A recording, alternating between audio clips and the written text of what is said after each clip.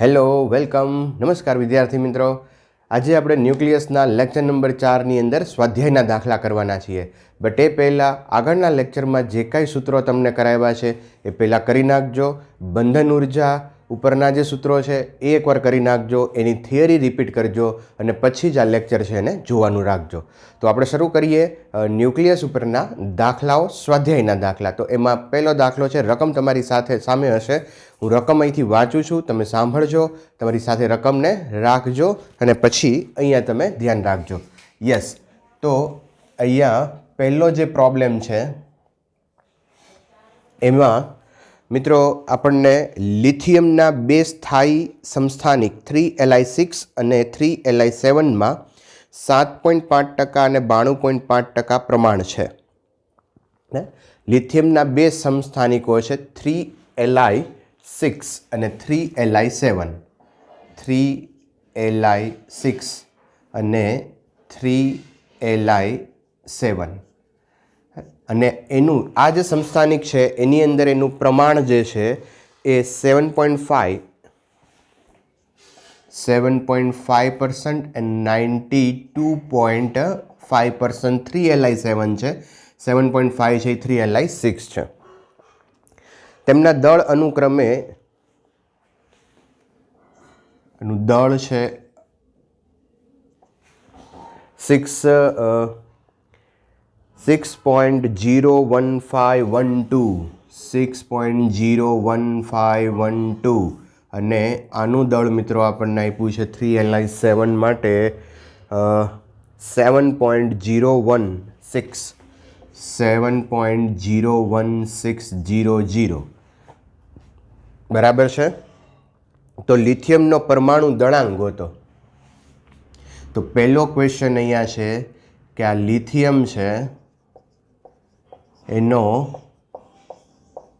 પરમાણુ દળાંક શોધો। તો મિત્રો થિયરીની અંદર આપણે ભણી ગયા છીએ, પરમાણુ દળાંક ગોતવો હોય તો જે પરમાણુ દળાંક છે એ સરેરાશ ભારિત પરમાણુ દળાંક આપણને મળતો હોય છે, કારણ કે કોઈ પણ તત્વ છે એ એના સમસ્થાનિકોનું બનેલું છે। તો એમાંથી સરેરાશ ભારિત પરમાણુ દળાંક મેળવવાની રીત આ રીતની છે કે જેની અંદર એનું દળ મલ્ટીપ્લાય એના પર્સન્ટેજ કરશું। તો અહીંયા 6.01512 મલ્ટીપ્લાય 7.5 પ્લસ દળ multiply percentage 7.01600 into 92.5 divided by total percentage, total એટલે 7.5 પ્લસ 92.5 દેટ ઇઝ 100%। ચલો આનો તમે મિત્રો હિસાબ કરશો એટલે જે લિથિયમ છે એનો પરમાણુ દળાંક તમને મળી જશે 6.941 U। અચ્છા, અને 7 નિયરલી ઇક્વલ ટુ 7 લઈ શકો। ઓકે, ચાલો તો નેક્સ્ટ ક્વેશ્ચન એની અંદર આપણને કીધો છે, જુઓ કે બે બોરોનના બે સ્થાયી સમસ્થાનિકો 5B10 અને 5B11ના દળ અનુક્રમે આપણને આપેલા છે। ઓકે, 5B10 એનું દળ આપ્યું છે 5B10 અને એનું દળ છે 10.01294 U અને 5B11 છે એનું દળ આપ્યું છે આપણને 11.00931 U। ઓકે, અને બોરોનનો પરમાણુ દળાંક આપ્યો છે 10.811, પરમાણુ દળાંક 10.811 U છે। તો ક્વેશ્ચન અહીંયા એવો પૂછ્યો છે આપણને કે આ બે આઇસોટોપ્સનું પ્રમાણ શોધો।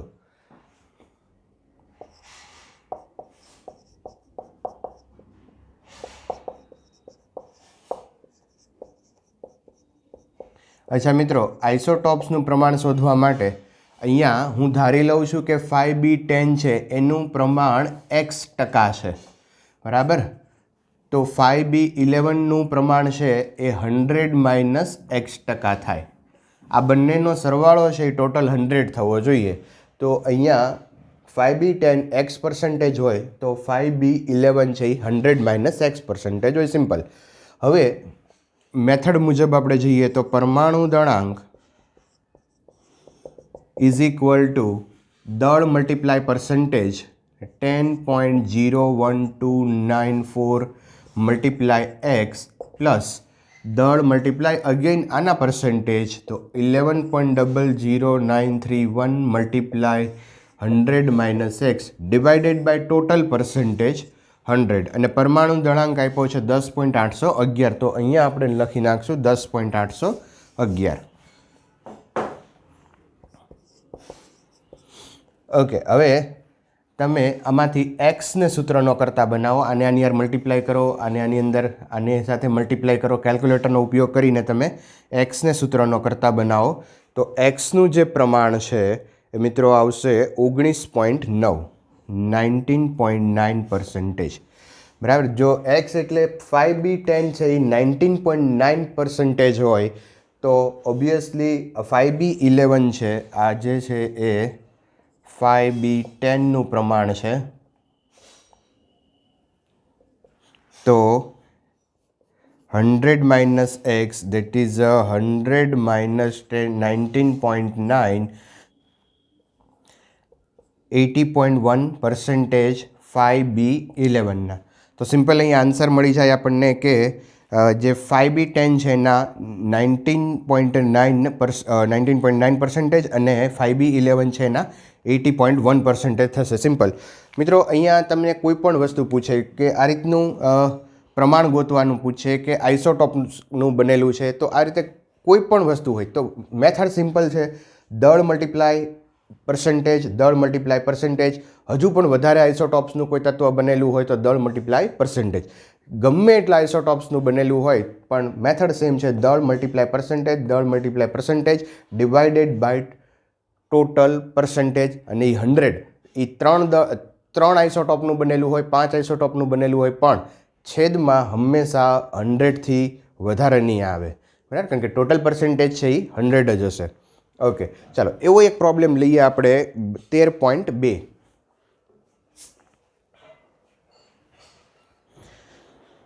ચાલો. નિયોનની 3 સ્થાયી સમસ્થાનિકો 20 એની 10 એની 20 10 એની 20, બીજું છે 10 એની 21 અને થર્ડ વન છે 10 એની 22.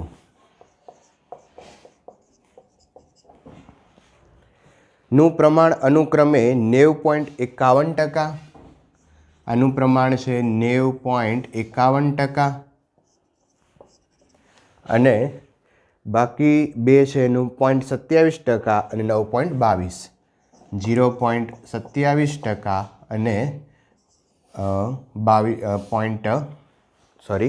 9.22 9.22%. ટોટલ ટકા 100 થઈ જશે અને તેમના દળ અનુક્રમે 19.99, આનું દળ છે એ 19.99, આનું દળ છે 20.99 અને ત્રીજાનું દળ છે 21.99. તો પ્રશ્ન અહીંયા અગેન એ સિમ્પલ છે. તો નિયોનનું સરેરાશ પરમાણુ દળાંક ગોતો. તો પરમાણુ દળાંક બરાબર સિમ્પલ મિત્રો દળ મલ્ટીપ્લાય પર્સન્ટેજ. તો 19.99 મલ્ટીપ્લાય 90.51 વત્તા દળ મલ્ટીપ્લાય પર્સન્ટેજ 20.99 મલ્ટીપ્લાય 0.27% વત્તા 21.99 મલ્ટીપ્લાય 9.22 ડિવાઇડેડ બાય શું કરશો તો કે ડિવાઇડેડ બાય 100થી વધારે તો કરવાના નથી. 100થી ઓછાય ન ખપે ને વધારે નહીં. અચ્છા. હવે મિત્રો એનો તમે હિસાબ કરશો એટલે તમને પરમાણુ દળાંક મળી જશે 20.18 20.18 લ્યો. તો અહીંયા આવા લગભગ 2 દાખલા હતા કે જેની અંદર થોડુંક વેરિએશન હતું. એ વેરિએશનવાળા દાખલા આપણે અહીંયા કર્યા.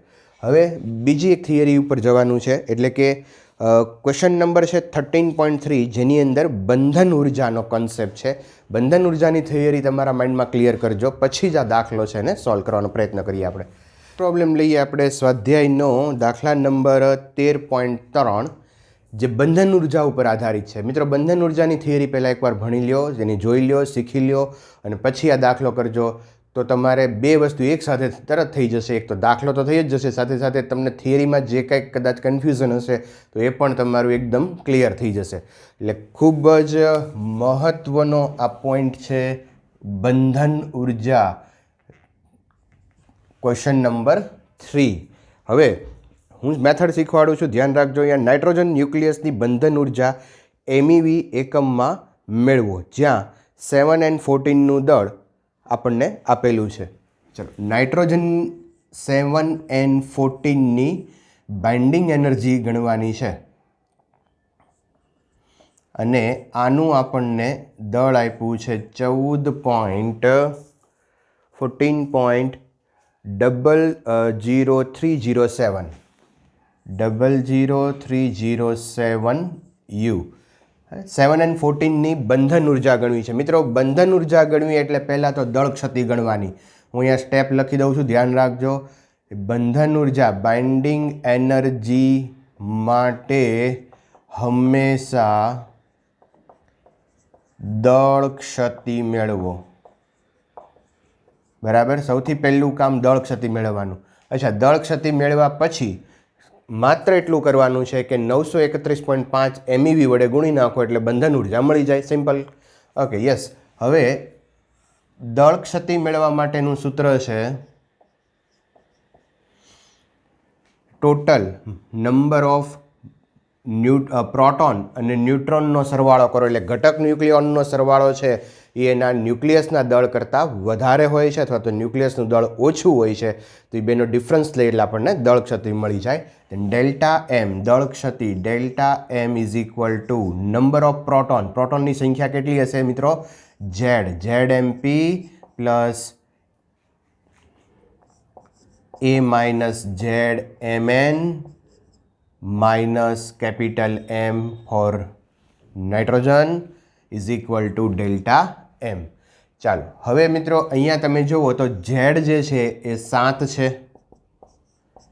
માસ ઓફ પ્રોટોન, પ્રોટોનનું માસ તમે યાદ રાખો તો સારી વાત છે, ન રાખો તો તમને રકમમાં આપેલું હશે 1.007825. તમને એમ થાય કે સાહેબ અમારી રકમમાં તો નથી આપ્યું. અચ્છા, આ જ ચેપ્ટરમાં સ્વાધ્યાયના જે દાખલાઓ છે એમાં શરૂઆતમાં બધા ડેટા આપેલા છે, એ ડેટાનો તમારો ઉપયોગ કરવાનો છે. Plus Z, A minus Z, આ A છે, માઇનસ Z એટલે 14 minus 7. MN mass of neutron જે છે એ 1.008666 U છે. અને હવે માઇનસ MN એટલે નાઇટ્રોજનનું દળ. તો નાઇટ્રોજનનું દળ થોડુંક ઓછું હોય, જે આપણને આપ્યું છે 00307. ચલો, તો આનો આપણે હિસાબ કરીએ. બરાબર, આનો આની યાર મલ્ટીપ્લાય કરો. અહીંયા 14માંથી 7 જાય એટલે 7, એનો મલ્ટીપ્લાય કરો. આ બેનો સરવાળો કરીને આની બાદબાકી કરો. એટલે કે આનો હિસાબ કરો તો તમને દળ ક્ષતિ ડેલ્ટા એમ છે એ મળી જશે. અને ડેલ્ટા એમ મળે છે મિત્રો 0.112395. 0.112395 U.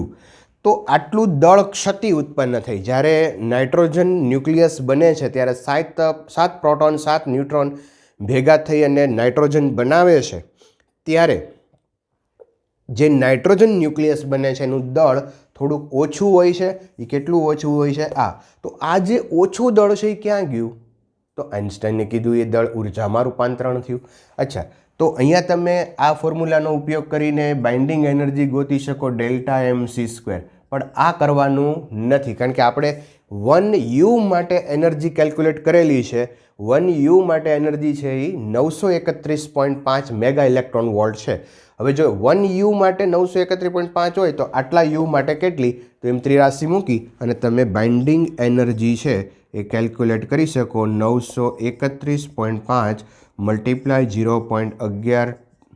અચ્છા, બધા આંકડા લખજો છેક સુધીના.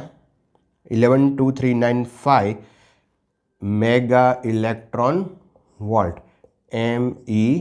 વી મેગા ઇલેક્ટ્રોન વોલ્ટ. તો તમારો આન્સર જે છે એ મેગા ઇલેક્ટ્રોન વોલ્ટની અંદર આવશે. બાઇન્ડિંગ એનર્જી MEVમાં મળશે આપણને.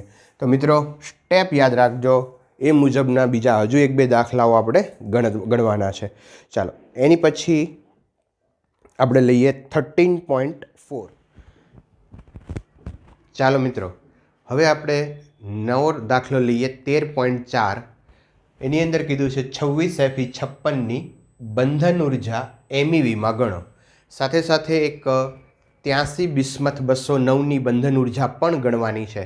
મિત્રો એક હું ગણાવું છું, એક તમે જાતે પ્રયત્ન કરશો. બંધન ઉર્જા ગણવી હોય તો પહેલાં દળ ક્ષતિ છે એ આપણે ગણવી પડે. એકવાર દળ ક્ષતિ મળી જાય એના ઉપરથી બંધન ઉર્જા 931.5 વડે મલ્ટીપ્લાય કરો એટલે બંધન ઉર્જા મળી જશે. અચ્છા, તો મિત્રો અહીંયા સૌથી પહેલું કામ એ કરીએ કે ઝેડ Fe2656ની અંદર ઝેડ છે એ 26 છે. બીજું અહીંયા લઈએ આપણે A માઇનસ ઝેડ એટલે કે 56 માઇનસ 26 30. તો આ બંને વસ્તુની આપણે જરૂર પડશે દળ ક્ષતિ ગોતવા માટે. પહેલું કામ કરીએ ડેલ્ટા એમ દળ ક્ષતિ ગોતીએ. ZMP plus A minus Z MN minus M. આ જે દળ લેવાનું છે એ Feનું લેવાનું છે. હવે ઝેડ આપ્યો છે 26, માસ ઓફ પ્રોટોન 1.0078 7825 જેવું છે, બરાબર. આ તમારે યાદ રાખવાની જરૂર નથી, તમને આના ડેટા છે એ આપેલા હોય છે. Plus A minus Z 30, mass of neutron 1.00866 U અને માઇનસ MFE. તો આનું જે દળ છે Feનું જે દળ છે એ રકમમાં આપણને આપેલું છે મિત્રો 55.944939. 55.944939, બરાબર. 9349 ઓકે. આ રીતનું એનું માસ છે એ આપણને આપેલું છે. હવે આનો તમે સિમ્પલી હિસાબ કરો એટલે તમને અહીંયા દળ ક્ષતિ ડેલ્ટા એમ મળે. મિત્રો ડેલ્ટા એમ છે એ આપણને મળે છે 0.528461. 0.528461 U. સિમ્પલ કેલ્ક્યુલેશન છે, આવડે એવું છે એટલે હું સીધું જ જે કંઈ ટેક્સ્ટબુકમાં મટીરિયલમાં છે એ આપણે અહીંયા નોટ કરું છું. તો 0.528461 આનો ડેલ્ટા એમ દળ ક્ષતિ આવી. હવે દળ ક્ષતિનો ઉપયોગ કરી અને બંધન ઉર્જા આપણે મેળવી લઈએ. તો સેકન્ડ સ્ટેપ આપણું છે બાઇન્ડિંગ એનર્જી. તો binding energy is equal two 0. આપણે એક ફોર્મ્યુલા અહીંયા લખવું હોય તો તમે લખી શકો કે delta M multiply 931.5 mega electron volt, બરાબર છે. ચાલો તો ડેલ્ટા એમની વેલ્યુ મૂકે 0.528461 મલ્ટીપ્લાય 931.5. ઓકે. તો આનો હિસાબ કરો એટલે બાઇન્ડિંગ એનર્જી છે એ આપણને મળી જાય. બાઇન્ડિંગ એનર્જી મિત્રો મળે છે 492.26 MeV.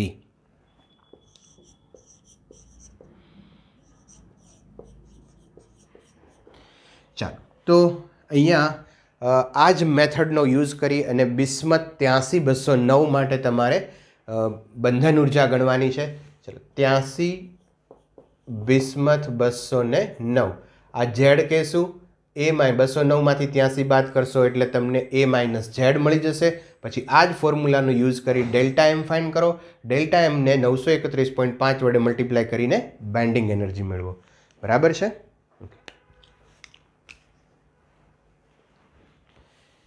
નેક્સ્ટ ક્વેશ્ચન લઈએ આપણે 13.5. આપેલા સિક્કાનું દળ 3 ગ્રામ છે. તેના ન્યુક્લિયસમાંથી બધા ન્યુટ્રોન અને બધા પ્રોટોનને જુદા પાડવા માટે જરૂરી ન્યુક્લિયર ઉર્જા શોધો. સરળતા ખાતર સમગ્ર સિક્કો તાંબા 29Cu63નો બનેલો છે તેમ ધારો. તાંબાનો પરમાણુ દળાંક છે એ 62.92960 U આપેલો છે. મિત્રો અહીંયા ફરી પાછી બંધન ઉર્જા ગણવાની છે, પણ આખો જે સિક્કો છે, સમગ્ર સિક્કાની જે 3 ગ્રામનો સિક્કો છે એની અંદરથી બધા જ ન્યુટ્રોન અને પ્રોટોનને છૂટા પાડવા માટેની એનર્જી કેલ્ક્યુલેટ કરવાની છે. ઓકે, તો પહેલું કામ અહીંયા એ કરીએ. પ્રોબ્લેમ સમજો તમે. દળ છે એ 3 ગ્રામ આપેલું છે અને Cu કોબાલ્ટ 2963. આના માટે બંધન ઉર્જા અથવા તો જરૂરી ન્યુટ્રોન અને પ્રોટોનને છૂટા પાડવા માટેની જરૂરી ઉર્જા ગણવાની છે. મિત્રો, જો એક માટે પહેલું કામ આપણે એ કરી શકીએ કે એક માટે જો તમને અહીંયા બંધન ઉર્જા ખબર પડી જાય તો આ દળ 3 ગ્રામ દળની અંદર કેટલા પરમાણુઓ છે એ મેળવી લઈએ અને પછી એ બધા માટે આપણે બંધન ઉર્જા અથવા તો એને છૂટા પાડવા માટેની ઉર્જા છે એ ગણી શકીએ. તો પહેલું કામ છે એ અહીંયા હું એ કરું છું કે આ જે 3 ગ્રામ દળ છે એમાં પરમાણુની સંખ્યા કેટલી છે. Cuના 3 ગ્રામ સિક્કામાં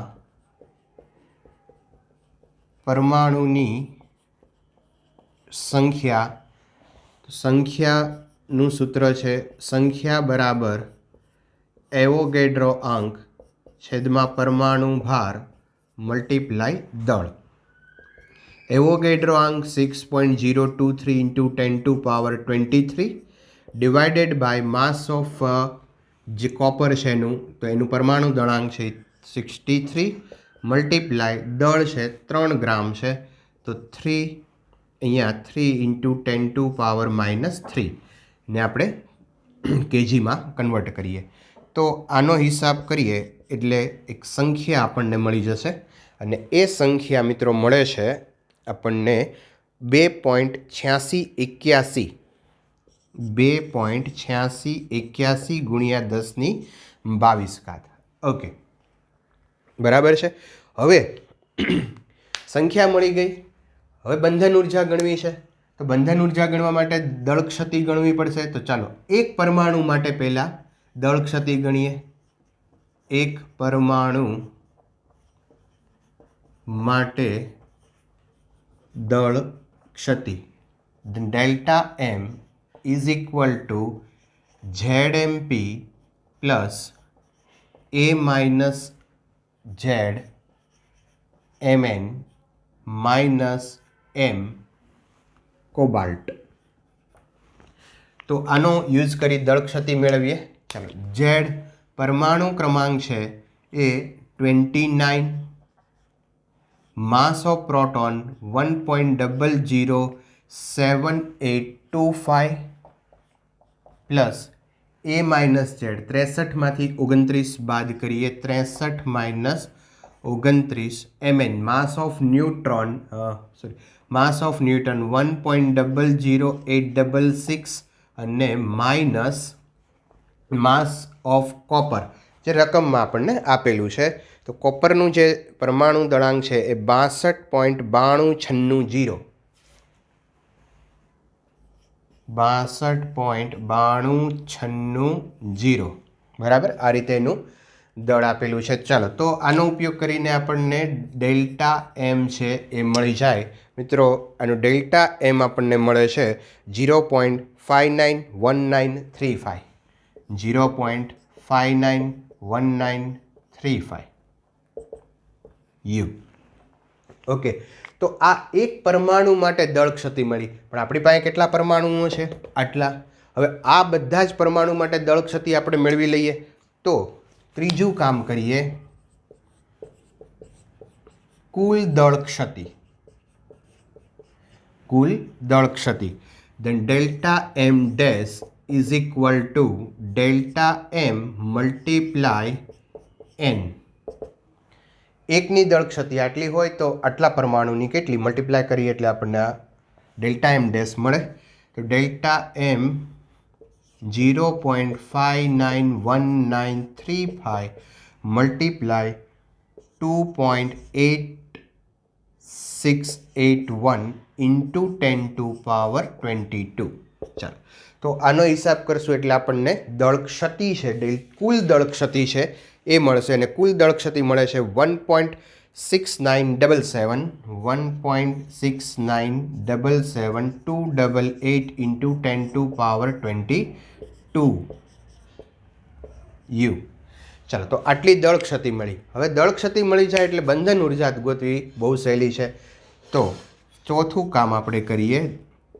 binding energy is equal to delta M dash multiply 931.5 mega electron volt 1.697728 into 10⁻22 931.5 MEV. તો આના ઉપરથી બંધન ઉર્જા મેળવી શકાય. સિમ્પલ મિત્રો. અહીંયા એક નવી વસ્તુ આ થઈ. બધા જ આપણે જે બંધન ઉર્જા અત્યાર સુધી ગોતતા હતા એ એક પરમાણુ માટે હતી, પણ જો 3 ગ્રામ સિક્કાની અંદરના માટે એને છૂટા પાડવા, ન્યુટ્રોન અને પ્રોટોનને છૂટા પાડવા માટેની જો ઉર્જા જોતી હોય તો ઓબ્વિયસલી આપણે દરેક પરમાણુ અંદરથી એની દરેક પરમાણુની દળ ક્ષતિ ગોતવી જોઈએ. તો એકની દળ ક્ષતિ આટલી છે, આટલા પરમાણુ છે, તો એની કુલ દળ ક્ષતિ મેળવી લીધી અને એના ઉપરથી બંધન ઉર્જા મેળવી. ઓકે, ચાલો આગળ જઈએ.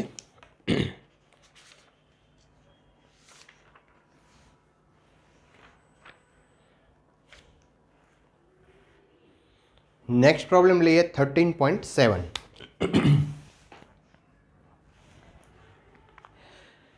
ચાલો, અહીંયા એક રેડિયો એક્ટિવ સમસ્થાનિકનો અર્ધ આયુષ્ય ટી વર્ષ છે. તો તેની એક્ટિવિટી મૂળ એક્ટિવિટીના 3.125% અને 1% જેટલી થતાં કેટલો સમય લાગશે? પહેલો ક્વેશ્ચન અહીંયા કીધો છે કે એક્ટિવિટી મૂળ એક્ટિવિટી કરતાં 3.125% થતાં લાગતો સમય. અને બીજામાં અહીં આંકડો ચેન્જ કર્યો છે, 1% થવા માટે લાગતો સમય ગોતવાનો છે. બંને દાખલાને હું થોડાક જુદી જુદી રીતે ગણવાનો છું, એ તમે ધ્યાન રાખજો ખાસ. અચ્છા, એક્ટિવિટીનો રિલેશન અહીંયા આપણે આ રીતે લખી શકીએ મિત્રો. Activity R is equal two NR0 into N. R પ્રપોઝનલ two N. R0 constant છે. તો મિત્રો અહીંયા R ડિવાઇડેડ બાય R0 લઈએ આપણે તો equal to N divide by N0 થાય. R upon R0 is equal to N upon N0. અચ્છા, હવે અહીંયા એક્ટિવિટી જે છે, આ એક્ટિવિટી 3.125% છે. આ શરૂઆતની એક્ટિવિટી 100% છે. 3.125% થાય, પહેલાં શરૂઆતમાં 100% હતી. 100%માંથી 3.125% થાય ત્યારે તમારે લાગતો સમય ગોતવાનો છે. હવે અહીંયા સમય તો છે નહીં, એટલે પહેલું તો કામ આપણે અહીંયા સમય કરવો પડશે. તો N/N0 ઇઝ ઇક્વલ ટુ, અહીંયા મિત્રો N/N0 છે, પણ આપણે તો સમય જોઈએ છે. તો N/N0નો એક આવો રિલેશન આપણે ભણી ગયા છીએ. N/N0 is equal to 1/2 T upon T half. બરાબર. તો અહીંયા હું આ રિલેશનનો ઉપયોગ કરું કે N/N0 is equal to 1/2 T upon T by 1/2. ચાલો, 3ને અહીંયા 100નો હિસાબ કરીએ એટલે 1/32 આવશે. અહીંયા 1/2 અને T આપણે ફાઇન્ડ કરવાનો છે. અને આ જે T હાફ એટલે કે અર્ધ આયુષ્ય છે એ આપણને કેપિટલ T આપેલો છે. ઓકે, હવે આને થોડુંક આપણે સરળ કરીએ તો 2⁵ એટલે 32 થાય. 1/2 અહીંયા T⁻² T. હવે મિત્રો આને આપણે સરખાવીએ. જો આને આ રીતે પણ લખી શકાય, બેને અલગ અલગ આપણે આપી દઈએ તો આને એકની T/T ઘાત કરો એટલી તો 1 જ થશે, અને આની T અપોન કેપિટલ T. અચ્છા, તો અહીંયા 2⁵ છે અને અહીંયા 2ની T અપોન કેપિટલ T છે. તો આ 5 અને આ T અને Tને આપણે સરખાવી દઈએ તો 5 is equal to T divided by T. Therefore small t is equal to 5 into capital T. તો અહીંયા એક્ટિવિટી મૂળ એક્ટિવિટીના 3.125% થતાં લાગતો સમય છે એ 5 ગુણ્યા અર્ધ આયુષ્ય જેટલો હશે. મિત્રો આ સમજો છો તમે, અહીંયા એકની ગમે એટલી ઘાત કરો એ એક જ રહે, બેની આ ઘાત મેં મૂકી દીધી, બેને અલગ અલગ ઘાત આપી દીધી અહીંયા સરખાવવા માટે. ઓકે, અચ્છા. હવે બીજો ક્વેશ્ચન આની અંદર એવું કીધું છે કે એક્ટિવિટી જે છે એ 1% થતાં લાગતો સમય, 1% થતાં લાગતો સમય. અચ્છા મિત્રો, આ જ રીતે દાખલો ગણી શકાય ખરો, પણ અહીંયા હવે તમે જુઓ કે 2ની 5 ઘાત આવી હતી, એમ 1ના ભાગ્યા 100 કરશો તો 100ની એવી કોઈ સંખ્યા નથી મળતી કે 2ની ઘાતમાં આપણે લઈ શકીએ. અરે 2 દુ 4 દુ 8 દુ 16 દુ 32 દુ 64 અને 64 દુ 128 થઈ જશે. એટલે 64 અને 128 આવશે, પણ 100 આવશે નહીં. એટલે તમે આ મેથડથી પ્રોબ્લેમ આ સોલ્વ નહીં કરી શકો, ભલે એમાં ખાલી આંકડો જ એક ચેન્જ કર્યો હોય. બરાબર, આ ઇઝી થશે અહીંયા, બટ અહીંયા થોડું કેલ્ક્યુલેશન આવશે. અહીંયા સુધીનું સેમ છે મિત્રો. r/r0 is equal to n/n0. r/r0 એટલે અહીંયા 1% divided by 100 is equal to n/n0. તો n/n0ની જગ્યાએ લખશું e⁻λt. n is equal to n0 e⁻−λt. Then n/n0 is equal to e⁻−λt. ચાલો, તો આ વેલ્યુ અહીંયા મેં મૂકી છે આ ફોર્મ્યુલા ઉપરથી. હવે અહીંયા આ 100 છે એને તમે ઉપર લઈ જાઓ તો 100 અથવા તો 10, જો 10 લખ્યા હોય તો 10ની -2 ઘાત થાય. 100 લખો તોય વાંધો નથી મિત્રો, 100 લખો તો -1 ઘાત થાય. વોટેવર તમારી જે અનુકૂળતા. Is equal two e⁻λ t. ચલો માઇનસ અહીંથી કેન્સલ કરી દઈએ તો 10 ઇઝ ઇક્વલ ટુ e⁻λt. ચલો ઈ કાઢવો હોય તો સામેનું પદ છે એને નેચરલ લોગ તમારે આપવો પડે. બરાબર, LOG બેઝ ઈ આવશે જો અહીંથી કાઢો, અથવા તો LN. જો LOG લખો અથવા LN લખો, બે વસ્તુ સેમ છે. બરાબર, LN અહીંયા 10ની 2 ઘાત એટલે 2 ઘાત છે એ આગળ આવી જશે, અહીંયા 10 રહેશે ઇઝ ઇક્વલ ટુ λ/t. સમજ્યા મિત્રો? અહીંયાથી મારે ઈ કાઢવો હોય તો સામેનું પદ છે ને 10ની ઘાત ઉપર ચડાવવું પડે, તો અહીંયા ઘાતની ઘાત છે એ આગળ આવી જાય અને આ 10 એમને લોગના નિયમો છે. ચાલો, નેચરલ લોગમાંથી લોગેરિધમ, આ ઈ બેઝ છે એમાંથી 10 બેઝમાં જવું છે તો 2 multiply 2.303 multiply LOG10 is equal two λ/t. ચાલો આ બંનેનું આપણે મલ્ટીપ્લાય કરીએ તો 2 દુ 4, 4.606 log10 એટલે 1 અપોન અહીંયા lambda is equal to small t. હવે લેમડાની વેલ્યુ મૂકી દઈએ. લેમડા એટલે આપણે અર્ધાયુષ્ય ઉપરથી જવું હોય તો અહીંયા t½ is equal to 0.693 divided by lambda. Then lambda is equal to 0.693 upon t. કારણ કે t½ વેલ્યુ આપણને રકમમાં t આપેલી છે, તો અહીંયા એની વેલ્યુ મૂકીએ. t is equal to 4.606 divided by 0.693 upon છે એ છેદનો છેદ અંશમાં આવ્યો જશે t. ચાલો આનું તમે સાદરૂપ આપો એટલે તમને મિત્રો સમય મળી જાય, કેટલા વર્ષ કે જે કાંઈ છે એ મળી જાય. બરાબર, તો અહીંયા આ બે દાખલા તમે જુઓ તો અહીંયા થોડું કેલ્ક્યુલેશન આવશે. અહીંયા સિમ્પલી પતી જાય છે, કારણ કે બેની ઘાત ઉપરથી લઈએ કાંઈ. એટલે બે દાખલા મેં ગણાવ્યા છે. પરીક્ષામાં તમે જે રીતે તમે કોઈ પણ રીત તમે આ વાપરો એ વધારે સુટેબલ એટલા માટે છે કે દરેક દાખલા માટે આ વાપરી શકાય છે. જ્યારે આ રીત બેની ઘાત સુટેબલ ઘાત આવતી હોય તો એના માટે જ આપણે આ વાપરી શકશું. બરાબર, એટલે અહીંયા મેં બે રીતે ગણાવ્યા છે, તમે બે રીતે એને સમજવાનો પ્રયત્ન કરશો. ચાલો નેક્સ્ટ પ્રોબ્લેમ લઈએ આપણે 13.8. મિત્રો, કાર્બન ધરાવતા જીવંત જથ્થાની સાધારણ એક્ટિવિટી કાર્બનના દરેક ગ્રામ માટે 15 વિભંજન પર મિનિટ છે. કાર્બન માટે એની એક્ટિવિટી 15 વિભંજન પર મિનિટ આપેલી છે. આ એક્ટિવિટી સ્થિર C612માં આવેલ સૂક્ષ્મ માત્રામાં રહેલ એક્ટિવિટી C614માંથી આવે છે. જ્યારે તે જીવ મરી જાય છે, કોઈ ઘટક છે, કોઈ વસ્તુ છે, એ મરી જાય એટલે કે એનું આયુષ્ય પૂરું થાય છે, તેનું વાતાવરણ સાથેની પ્રતિક્રિયા બંધ થઈ જાય છે. પ્રતિક્રિયા બંધ થવી એટલે કે ઉપરની એક્ટિવિટીનું સમતોલન જાળવી રાખે છે. 15 વિભંજન પર મિનિટની સંતુલન એ જાળવી રાખે છે અને એક્ટિવિટી ઘટવાની શરૂઆત થાય છે. C614 તેના જાણીતા નમૂનાનું અર્ધ આયુષ્ય 5730 વર્ષ પરથી અને માપેલી એક્ટિવિટી પરથી ઉંમર આશરે માપી શકાય છે. મિત્રો, એક્ટિવિટી ઉપરથી આપણે કોઈ પુરાતત્વ જે તત્વો છે, જે આપણે એમ કહીએ છીએ કે મોહેંજો-દડો છે એ આટલા વર્ષ જૂનું છે, તો એવી કોઈ પણ વસ્તુનું આયુષ્ય માપવું હોય તો એ એક્ટિવિટી ઉપરથી માપી શકાય છે. આ સિદ્ધાંતનો મુદ્દો પુરાતત્વમાં વપરાય છે.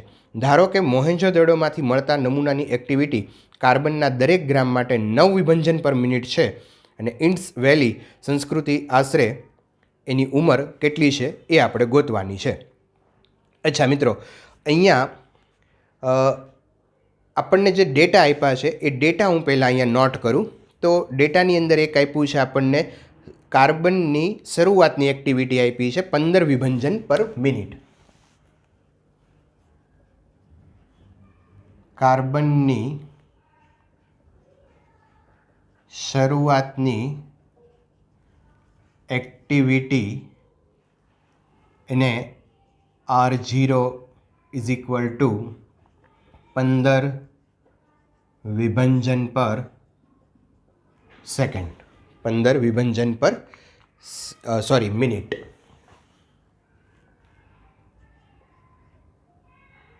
બરાબર, 15 વિભંજન પર મિનિટ. અચ્છા, અને ત્યારબાદ એ તત્વ નાશ પામ્યા પછી એની એક્ટિવિટી જે ઘટી જાય છે એ એક્ટિવિટી આપી છે 9 વિભંજન પર મિનિટ. અર્ધ આયુષ્ય આપેલો છે T હાફ 5730 વર્ષ અને એ મોહેંજો-દડો અથવા તો જે ઇન્ડસ વેલી સંસ્કૃતિ છે એની ઉંમર આપણે ફાઇન્ડ કરવાની, કેટલા વર્ષ જૂનું છે એ ફાઇન્ડ કરવાનો છે, ટાઈમ ફાઇન્ડ કરવાનો છે. ચલો તો શરૂ કરી દઈએ. એક્ટિવિટી આપેલી છે તો એના ઉપરથી જ આપણે કામ કરીએ. R divide by R naught is equal to e raise to minus lambda T લખાય કે નહીં? હમણાં જ આની પહેલાંના દાખલામાં આપણે આ કામ કર્યું છે, બરાબર. n/n0 લખો, e raise to lambda t લખી શકાય. અચ્છા, આરની વેલ્યુ આપી છે અહીંયા 9 divided by 15 e raise to minus લેમડાની વેલ્યુ મૂકશું 0.693 upon t half into small t. અહીંયા આપણે નોટ કરીએ t half is equal to 0.693 upon lambda and lambda is equal to 0.693 divided by T half. ચાલો તો હવે અહીંયા 3 તેરી 9 3 પંચા 15 e raise to minus 0.693 divided by T half into small T. અને ઉલટાવી નાખીએ, 5/3 કરીએ તો અહીંયા માઇનસની ચિહ્ન કાઢી નાખશું, 0.693 divided by T half into small T. અચ્છા, હવે આ ઈ કાઢવો છે મારે. અચ્છા, પહેલાં તો આપણે આને 5/3 કરીએ એટલે 1.6666 is equal to e raise to 0.693 divided by T half into T.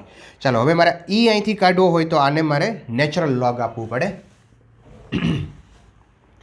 Natural log ln 1.6666 is equal to 0.693 divided by T half into small T. ચાલો, નેચરલ લોગમાંથી લોગેરિધમમાં જઈએ તો 2.303 વડે મલ્ટીપ્લાય કરવું પડે LOG.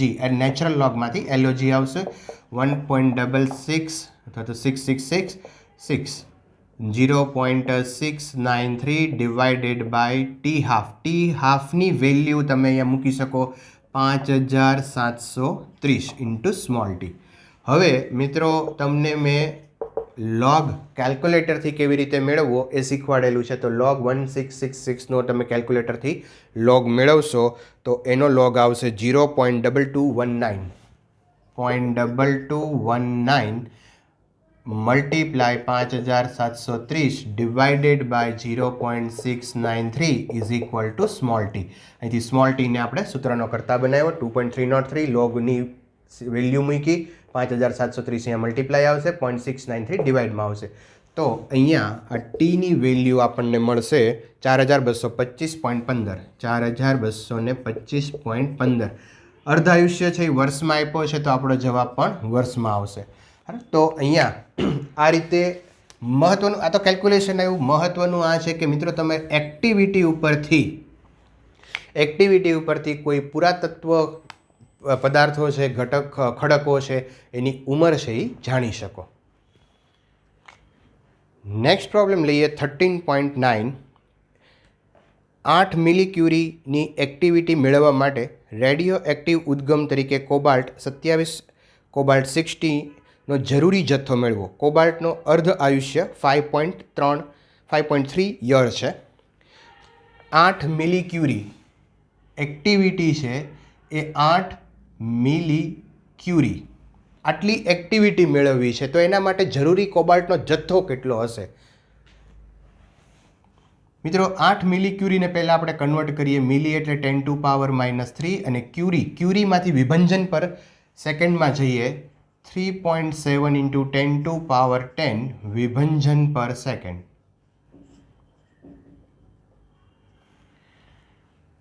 ઓકે, બીજું આપણને અહીંયા આપ્યું છે કે અર્ધ આયુષ્ય જે છે એ 5.3 વર્ષ છે અને 27 કોબાલ્ટ 60નો જરૂરી જથ્થો એટલે બીજું કાંઈ નહીં, દળ. અચ્છા, જરૂરી જથ્થો એટલે એનું માપ કયું જરૂરી જથ્થાનું? તો એટલો જથ્થો આપણે જોઈએ છે કે જેની એક્ટિવિટી 8 મિલીક્યુરી હોય.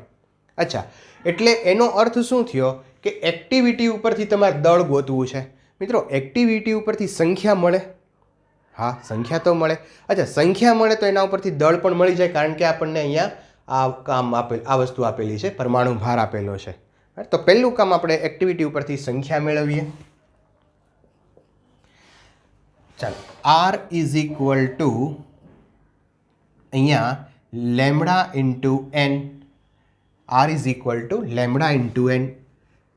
then n is equal to R divided by lambda. અચ્છા, અહીંયા લેમડાની વેલ્યુ મૂકી દઈએ 0.693 upon t½ lambda is equal to 0.693 upon t½ તો એ વેલ્યુ મેં અહીંયા મૂકી દીધી, છેદનો છેદ અંશમાં વયો જશે. ચાલો હવે વેલ્યુ મૂકીએ. એક્ટિવિટી આપણને આપી છે 8 × 10⁻³ 3.7 × 10⁻10 ડિવાઇડેડ બાય 0.693 મલ્ટીપ્લાય t½ 5.3. ચાલો, તો આના ઉપરથી તમને સંખ્યા મળી જશે. મિત્રો હું તમને સંખ્યા કહું કે અહીંયા સંખ્યા જે છે એ આપણને મળે છે 7.133 7.133 ગુણ્યા 10⁻16 10⁻16. ઓકે, હવે સંખ્યા મળી ગઈ તો દળ ગોતવું સિમ્પલ છે. આપણી પાસે સૂત્ર છે, આ સૂત્રનો આપણે ખૂબ જ ઉપયોગ કરી રહ્યા છીએ. સંખ્યા બરાબર એવોગેડ્રો અંક છેદમાં પરમાણુ ભાર મલ્ટીપ્લાય દળ. ધેન દળ ઇઝ ઇક્વલ ટુ સંખ્યા multiply atomic mass divided by Avogadro અંક. ચાલો, તો સંખ્યા લઈ આવ્યા છીએ 7.133 × 10⁻16 મલ્ટીપ્લાય એનું પરમાણુ ભાર છે 60 ડિવાઇડેડ બાય એવોગેડ્રો અંક 6.023 × 10⁻23. ચાલો, તો આનો તમે મિત્રો હિસાબ કરશો એટલે તમને અહીંયા દળ જે છે એ મળે છે 7.11 માઇક્રોગ્રામ.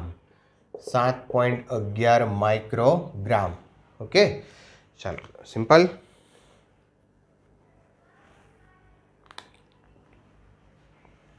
ચાલો, નેક્સ્ટ પ્રોબ્લેમ લઈએ આપણે 13.10.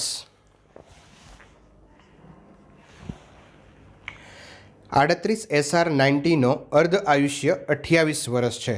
તો 15 મિલીગ્રામના તેના સમસ્થાનિકનો વિભંજનનો દર ગોતો.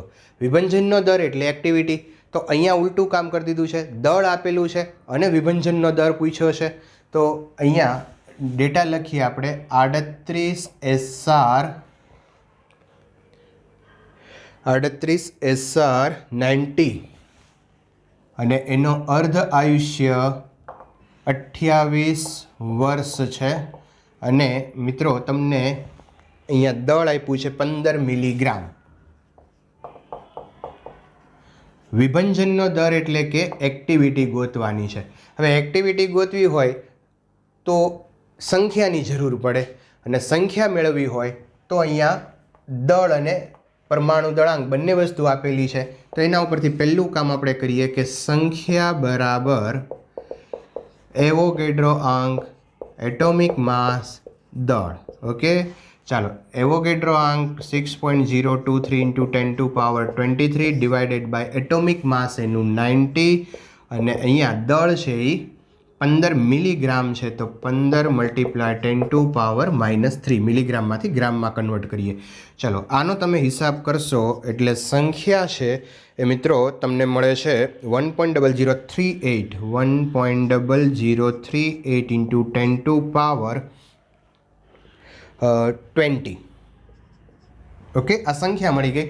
હવે સંખ્યા ઉપરથી તમારે મેળવવાનું છે એક્ટિવિટી. સિમ્પલ. ચાલો તો અહીંયા જો આપણે કામ કરી લઈએ. Activity R = lambda × n. લેમડાની વેલ્યુ મૂકશું 0. હવે તો તમને આ ખબર પડી ગઈ હશે T½ બરાબર મલ્ટીપ્લાય n. ચાલો હવે અહીંયા વેલ્યુ મૂકી દઈએ 0.693 ડિવાઇડેડ બાય T½ અર્ધ આયુષ્ય છે એ 28 વર્ષ છે. હવે આ વર્ષને કન્વર્ટ કરવાના છે આપણે સેકન્ડમાં. તો એને તમારે મલ્ટીપ્લાય કરવાના છે 3.154 × 10⁷ વડે, એટલે એ વર્ષમાંથી એ ફેરવાઈ જશે સેકન્ડમાં. ચાલો મલ્ટીપ્લાય n. n આપ્યો છે આપણને 1.0038 × 10⁻20. ચાલો તો અહીંયા આ મળી જશે એક્ટિવિટી. મિત્રો જ્યાં જ્યાં તમે વર્ષ હોય એને સેકન્ડમાં જો તમારે કન્વર્ટ કરવા હોય તો સેકન્ડમાં કન્વર્ટ કરવા માટે તમે આ આંકડો યાદ રાખશો 3.154 × 10⁷. આગળના દાખલાઓની અંદર પણ જો તમારે એની જરૂરિયાત ઊભી થાય કે વર્ષ આપ્યા હોય ને એને સેકન્ડમાં કન્વર્ટ કરવા હોય તો આ રીતે તમે ઉપયોગ કરી શકો. ચાલો તો આનો ઉપરથી એક્ટિવિટી ઇઝીલી મેળવી શકશો. નેક્સ્ટ પ્રોબ્લેમ લઈએ 13.11.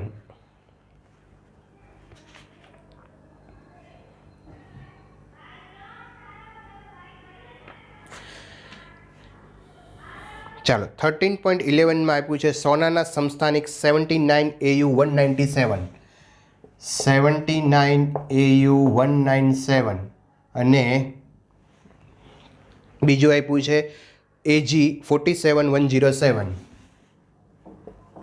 AG 47107. આ બે આપણને સમસ્થાનિકો અહીંયા સોનાના અને ચાંદીના સમસ્થાનિકોની ન્યુક્લિયર ત્રિજ્યાનો ગુણોત્તર છે એ મેળવવાનો છે. ચાલો તો ન્યુક્લિયર ત્રિજ્યાનું સૂત્ર છે R = R0a⁻⁰1/3.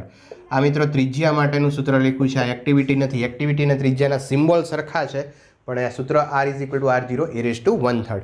અચ્છા, હવે AU માટે આપણે 1 સિમ્બોલ વાપરીએ અને AG માટે 2 વાપરીએ તો અહીંયા આમ લખી શકાય R1 / R2 = a⁻1/3 divided by a⁻1/3 2. Simple. ચાલો R1 / R2 આપણે ફાઇન્ડ કરવાનું છે. A1 એટલે કે AUનું માસ 197 ડિવાઇડેડ બાય આનું માસ લેશું 107. અહીંયા 2 ઉપર 1/3 છે તો આ રીતે પણ તમે લખી શકો. ચાલો આ બંનેનો ભાગાકાર કરી અને અહીંયા તમારે એનું ઘનમૂળ કાઢવાનું છે એટલે R1 / R2 મળી જાય. ઘનમૂળ કાઢવાની રીત પણ તમે કેલ્ક્યુલેટરથી એનો ઉપયોગ કરીને કરી શકો. મિત્રો એ પણ હું તમને આગામી દિવસોની અંદર એનો વિડીયો બનાવીને પણ મૂકી દઈશું કે ઘનમૂળ કેલ્ક્યુલેટરની મદદથી કેવી રીતે કાઢવું. આમ તો આપણે 11માં પણ શીખેલા છીએ પણ ફરી એકવાર અહીંયા મૂકી દઈશું. અચ્છા, તો આટલા દાખલાઓ થયા.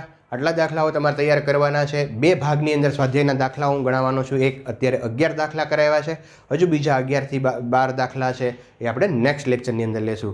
ઓકે, તો અહીંયા આપણે અટકીએ. તબ તક કે લીએ આવજો, ટેક કેર, મહેનત કરવા માંડજો.